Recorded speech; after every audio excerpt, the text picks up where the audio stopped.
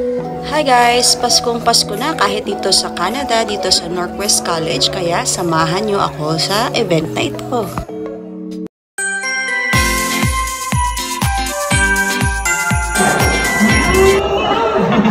Magandang hanpansan inyo ulit.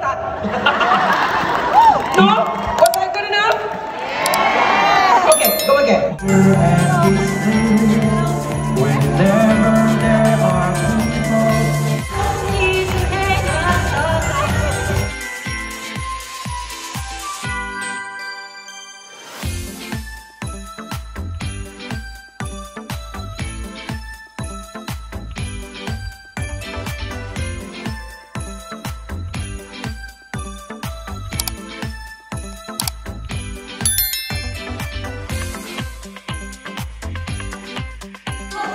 Sa Pilipinas, ayusin yung pag-aaral nyo.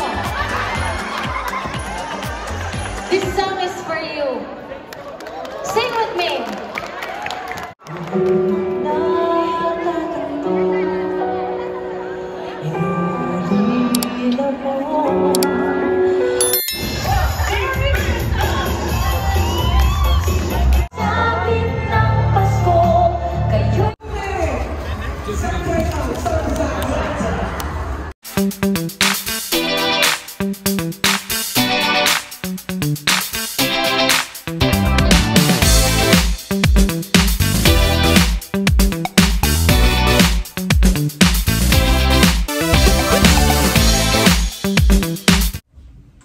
Hi guys!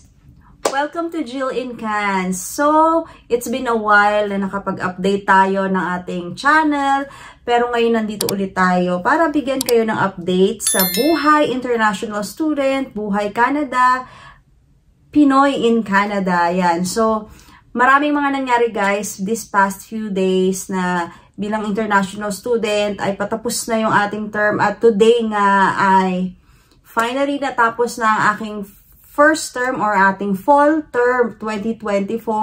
Ito na yung last day. So, the past few days ay marami kaming mga research, group work, reflection paper. So, ang daming ginagawa at minsan talagang nakakapagod, nakaka-stress sa brain. So, kaya yung mga ibang news ng mga IRCC ay nababalitaan ko pero ayoko muna siyang isipin sa aking, idagdag sa mga iniisip ko dahil syempre, kailangan din natin mag-focus sa ating pag-aaral. Kaya, ganun din ba yung mga classmate namin, hindi namin masyado pinag-uusapan, although, na pag-uusapan namin na, oy, ganito yung update, pero,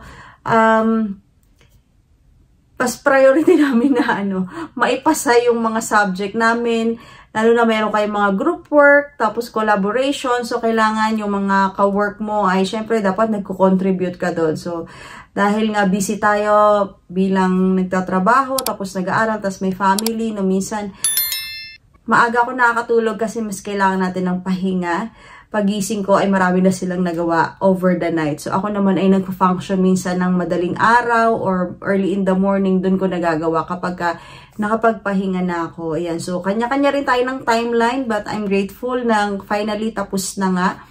At mag-move na tayo sa ating next term. Pero bago yan guys, ang isang magandang announcement para sa mga international students ngayon ay ang isang magandang announcement para sa mga international students ngayon ay Christmas break. Ay pwede na tayo mag full-time job. So kailangan natin yan, pandagdag ng ating income at syempre pandagdag income, pandagdag sa work experience, syempre mas maganda din yan na nakikita ng mga pinagtatrabahuhan natin, yung commitment natin sa work. Ayan, so magagamit natin yan in the future, as yung reference sila, yung mga ganyan. At ganun din, ayun, so importante talaga yung full-time work ngayon dito guys.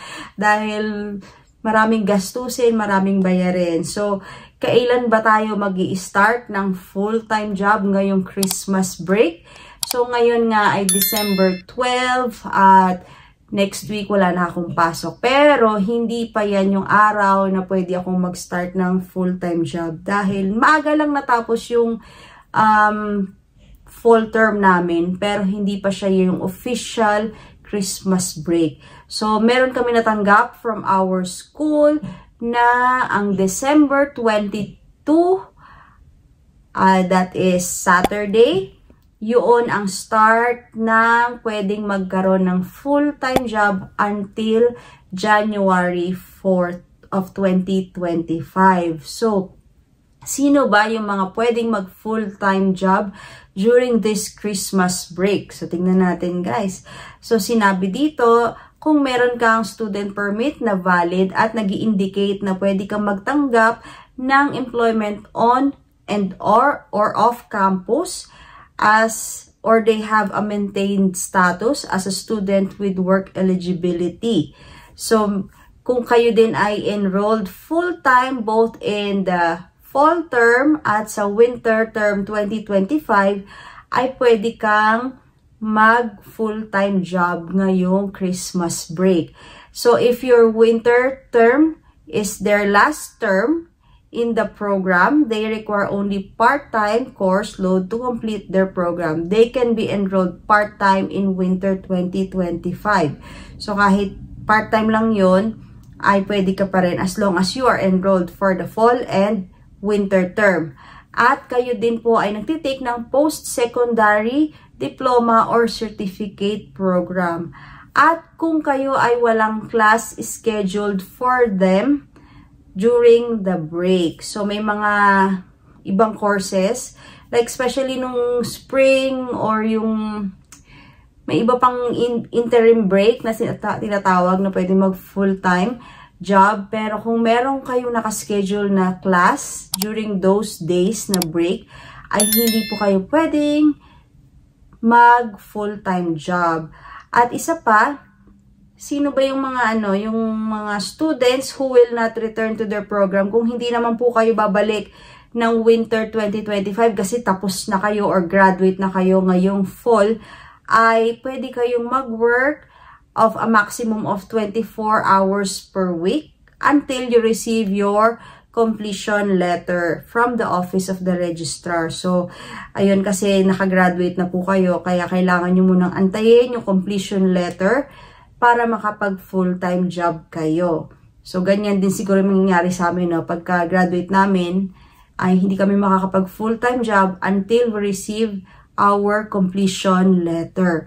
So, yun guys, makakapag-work na tayo ng full-time, pero wag nating kalimutan alagaan ang ating health. Ayan, so, kailangan natin ng rest.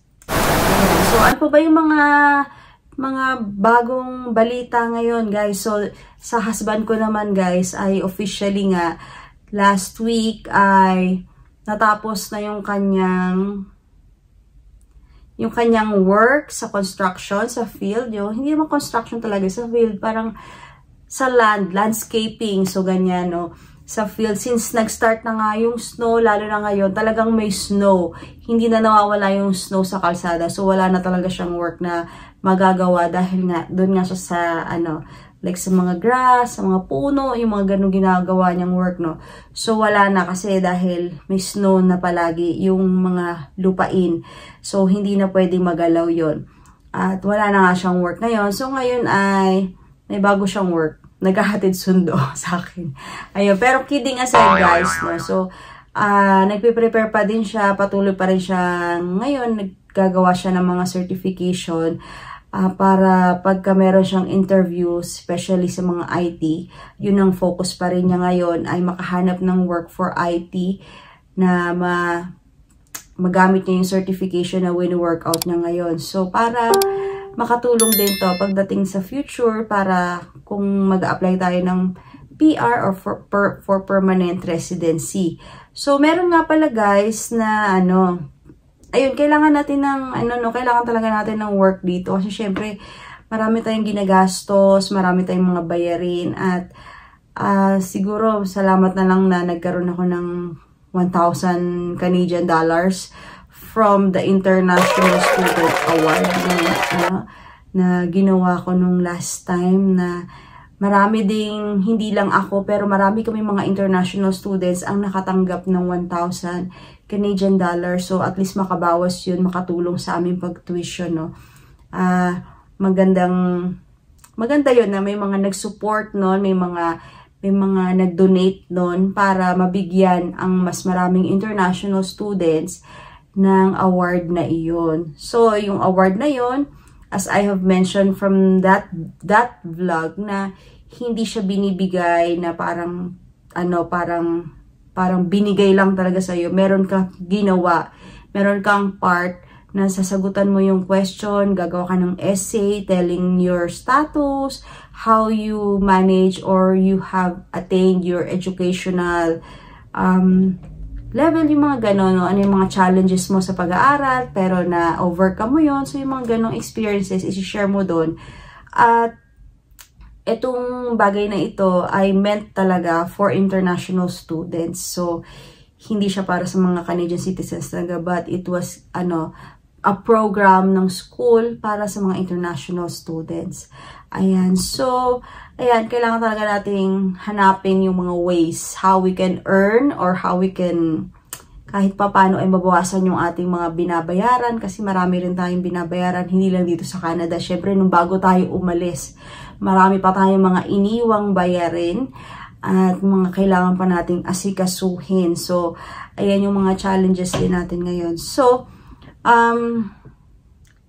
ngayon nga guys na meron ding bago, no, yung during those times na busy ako, ang isa sa mga bagong update din, yung multiple visa sa mga tourist visa na yung mag-visit visa dito ay nabawasan na or hindi na siya magiging automatic na multiple visa. So, swerte naman din na yung mother ko ay bago siya makarating dito ay hindi pa nagagawa yung policy na yon. So, dahil yan, ngayon ay multiple visa yung kanyang natanggap dahil nga nag-apply na siya prior to that announcement at ngayon nga nandito siya. So, gusto ko palang isagot yung isang may nag-message sa akin ng tanong niya tungkol sa visit visa ng aking mother, kung ano yung mga requirements na sinubmit. Sabi niya, "Hi Jill and Can family. Ako po si from Ontario, now nasa Nova Scotia, nag-work. May itatanong po sana ako about sa DIY application for visitor visa application niyo po sa blog last 6 months. My mom is a senior citizen and retired teacher. So okay lang po ba na mag-ask ano po ang sinubmit niyo sa application ng mother niyo po? Salamat po." Yan. So, okay naman mag-ask. Yan. Thank you for asking and thank you for sending that message sa akin para masagot natin yung tanong ninyo. So, yung mom mo ay senior citizen and retired teacher. That is okay na for application ng visitor visa. So, ano ba yung mga sinubmit namin mga requirements sa aking mother? So, DIY application lang din po ako. At ang mga sinubmit namin dito ay... So, meron kaming, first is, meron kaming applicant's letter of intent. So, yung itong letter na to ay galing sa aking mother, stating the purpose of her travel. So, ang nilagay po namin ditong purpose of travel is to have time with us at sa aking mga anak, sa mga apo niya, to spend time. At meron din kasi anak na magbe-birthday so that she can spend birthday here and also... Yung may pinsan din siya dito from Ontario that they can magkita. Pero hindi pa sila talaga nagkikita, guys. So, ayun. Pero yun yung isa sa mga plans nila na sana makapag-reunion sila dito or ma-visit nila dito, siya dito. So, nakalagay sa kanya yung personal information. Ang nakalagay dito ay birth certificate, Philippine passport, national ID, senior citizen ID. At meron ding sa letter C naman ay yung letter of invitation. Ito naman po yung galing sa akin. Meron akong letter. So, dapat, ano yun, no? Parehas yung purpose of travel niya at yung letter of invitation ko ay naka-state doon kung saan siya magi-stay at kung kailan, hanggang kailan siya magi-stay dito sa akin. At i-state din doon kung paano yung financial support niya. So, mamaya sabihin ko kung paano yung financial support niya since student ako and I have family here. Tapos, hindi pa naman regular yung work ng husband ko. So, ano yung ginamit namin for her financial support. So, included dito ay sinama ko yung study permit ko. I have to let know the immigration na ako ay isang international student, kung saang school ako, anong program, at anong year ako matatapos. At also that I attach here yung aking work permit and my Philippine passport. Tapos ito na nga sa letter D is the proof of financial support. So meron tayong letter of financial support. So since we have found a way na hindi nga namin kaya pang mag-financial support sa aking mother, ay meron kaming sponsor to support her, and that is yung cousin niya na nasa Ontario. So, meron siyang ginawang letter na signed by him stating na he can provide this amount, and ito yung work niya at kung saan siya nakatira, ganyan. So, kung ano yung work niya, nakalagay doon. So, next is yung bank statement. So, humingi din kami ng copy ng kanyang bank statement para to prove na meron siyang enough funds to support ang aming mother. And also, his Canadian passport. So, hindi naman po ibig sabihin na yung financial support nyo should be coming from Canada. It can be from US or anywhere. As long as relative nyo po yun, mas maganda po yun kaysa sa mga friend lang or kakilala ng kakilala na magsusupport, because mas maniniwala sila na may purpose yung pag-support nyo, no? Like sila, magpinsan sila at matagal silang hindi nagkita. Ayan, so may mga ganong reason na mayroon din silang ties or may connection sila with each other. So, isang kadugtong nito is the proof of relationship. So, nilagay ko yung birth certificate ko to prove that I am the daughter. At yung uncle ko naman ay nilagay din yung kanyang birth certificate to prove na they are related to each other. So, medyo mahirap din, iniisip ko, kinabahan ako dito guys, kasi yung mga apelido nila ay magkaiba since mother ko, tapos sa kanila, yung magkapatid sa kanila ay yung kanilang mga mother. So, ibig sabihin, parang malayo na yung mga apelido nila para i-connect, no? Mahirap yun. So, pero, buti naman ay naging okay kasi inisip ko, baka hindi malaman na ito yung apelido ng mother niya at apelido ng mother nila na magkapatid kasi parehas babae dahil nag-asawa na. So, buti naman ay nakita. Syempre, malalaman naman nila yun sa system. Kaya lang minsan tayo maisip na, paano kaya, no? Sana malaman na yung connection nila talaga ay totoo yon. And then it's also important na ilagay nyo rin po kung meron kayong mga travel history. So, table of travel history kung nag-travel outside the Philippines. And ilagay nyo din po doon yung mga travel stamps as proof na nag-travel po kayo. And kasi dito nila malalaman kung nag-follow kayo ng mga immigration rules, kung hindi kayo nag-overstay. At lastly, ito po yung sa client information, no? But merong mga tabs doon sa GCKey na ilalagay doon kung ano yung actual na kailangan. So ito ay parang pinaka-summary na kailangan natin ilagay dun sa isang tab as client information. Dapat ito po ay organized. So, ay yung last, balikan natin to. Ang last ay yung home ties. So, dito, kung meron kayong mga property, si mother nyo, kung meron siyang property, ilagay nyo. Kung hindi naman, kasi yung sa amin, wala naman kaming mga property. Yung mother ko, ang ginamit niya is yung land title certificate ng kanilang yumaong ama. So, although hindi pa nila na-finalize yun, inaasikaso pa rin nila. So, ang pangalan nun ay nasa kanilang father pa. So, since hindi nila naayos. Pero, yun yung ginamit namin. At, tsaka yung mga kapatid ko nandoon pa sa Philippines. Tapos, yung mga kapatid niya ay nandoon pa sa Philippines. So, yun yung ginamit namin na home ties. Ayun, so dahil wala na rin siyang work yung aking mother, wala rin ako mapapakita mga SSS ganyan or whatever. Pero, yung senior citizen ID niya is pwede na rin as proof. Yan, as home ties din. Ayun. So, ayan yung mga kailangan natin. ilagay nyo rin dito kung ano yung mga work background niya. Kasi merong mga forms doon na magtatanong sa inyo ano yung mga work niya for the last 5 years. So, ano yung mga, anong year yon, ano yung, nasa form naman po yon. At dahil nga, pag-apply din niya, hindi na siya nag-medical since 6 months naman yon. Ang target na pagstay dito, 6 months lang. Kaya, hindi siya nag-medical. Pero ngayon nga, na nag-extend siya dito sa Canada, ay nagpa-medical po siya. So, yun.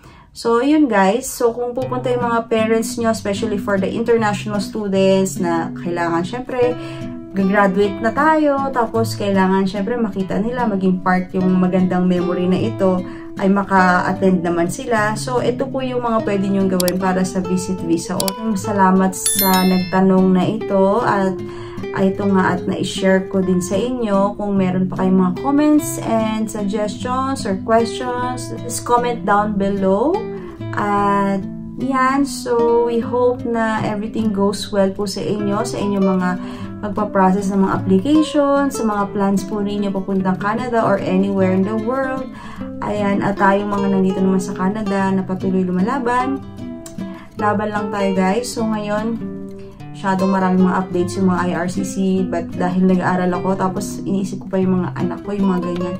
Ang dami namin mga appointments sa mga medical appointments for Celestia, nag-meet sa pedya niya. So minsan gusto ko pang halos wala na talaga tayong time.